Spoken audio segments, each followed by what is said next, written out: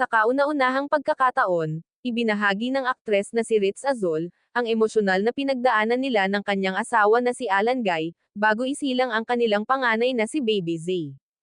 Sa isang social media post, inilahad ng aktres na dumaan sila sa 3 pagbubuntis bago naging matagumpay ang huli.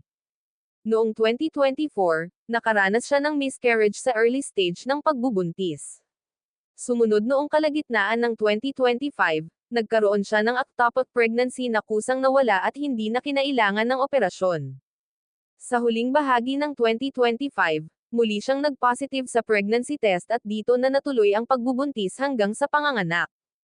Aminado si Ritz na matapos ang mga naunang loss, naging mahirap para sa kanila ni Alan na maging kampante at magdiwang sa mga sumunod na positibong resulta ng pregnancy test dahil sa takot na maulit ang mga nangyari.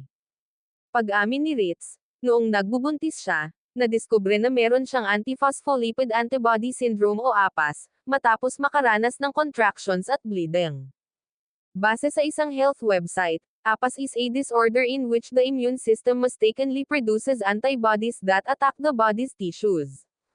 The condition can lead to blood clots in arteries and veins and may increase the risk of miscarriage and stillbirth. Dahil dito, sumailalim si Ritz sa lymphocyte immunotherapy o LIT mula sa kanyang pagbubuntis hanggang sa siya'y manganak. Ang LIT ayon sa mga eksperto ay specialized and experimental treatment that involves injecting processed white blood cells from a partner or donor to help the immune system better accept a pregnancy. Sa kabila nito, nanatili silang may tiwala at pananalig habang pinagdaraanan ang high-risk pregnancy. Ayon sa aktres, malaking aral ang kanilang pinagdaanan, kabilang ang pagtanggap na hindi lahat ng bagay ay kontrolado ng tao at mahalaga ang patuloy na pananampalataya at pagdarasal.